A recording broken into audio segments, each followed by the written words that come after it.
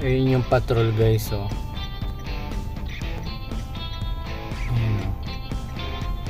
Ayun yung patrol nila.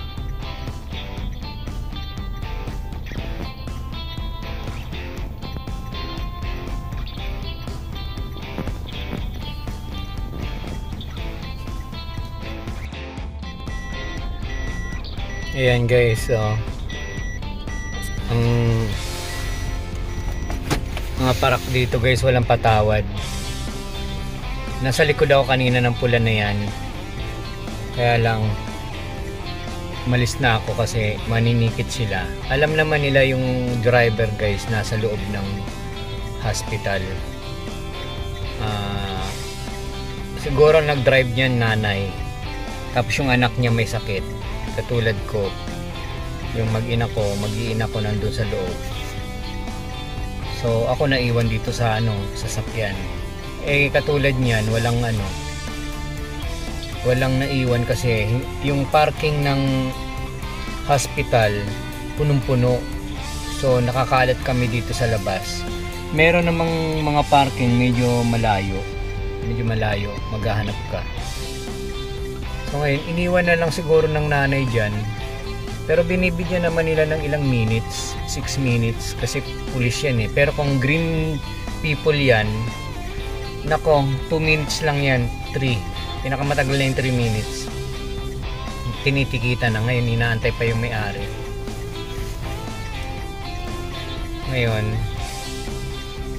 pag hindi pa dumating ang may-ari, siguro sasakto nilang 6 minutes. Matitikita na yan, itsimanggosin yan guys. Eto, nakailang ticket na ako. Magkasunod na buwan. Ito guys, oh. Yan, dalawa yan, oh.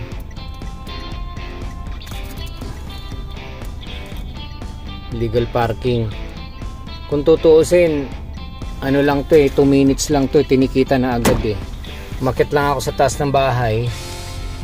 Pagbaba ko, may ticket na. Magkano yan dito guys? 7,000 yan sa peso.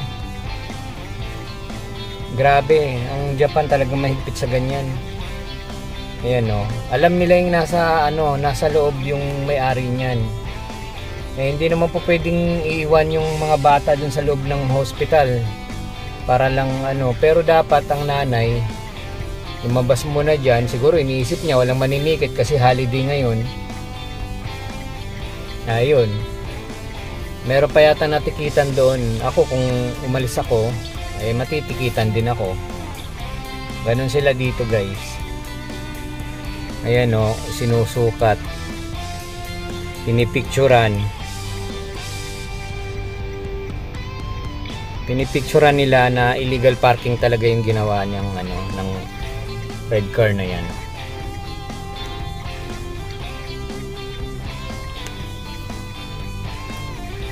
Pag pulis ang naninikit dito guys, maabot siya dito sa kanto.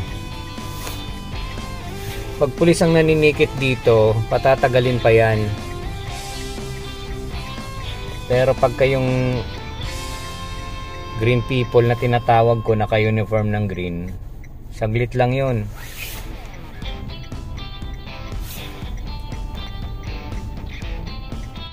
Okay, dali na yan. Hindi lumabas yung may-ari eh. Dali na yan. Talagang hindi makakalabas yung may-ari kasi ang daming tao. Antay mo yung number mo.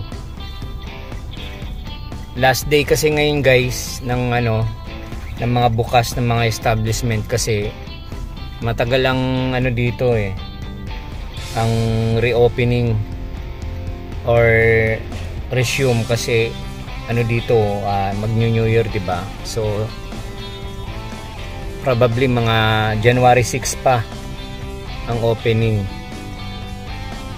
Kaya iniisip ng nanay okay lang at mahaba ang pila doon, kaya yun, hindi talaga makakalabas yun. Ayun, dali na, tinikita na.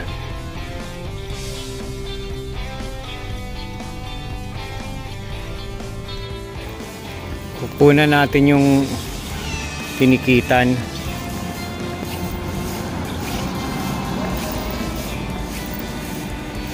Ayan guys, so dali oh. Ayan yung ticket guys. Wala eh. Meron pa yata dito isa. Ito tinikitan din yata to.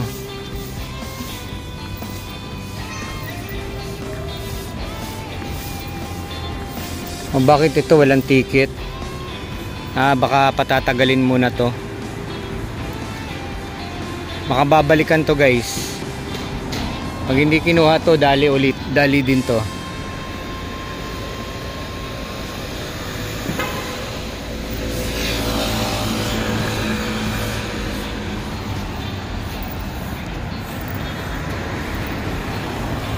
Wala silang patawad. Sa bagay, libre naman ang hospitalization dito ng mga bata eh. Yan na lang babayaran niya yung ticket.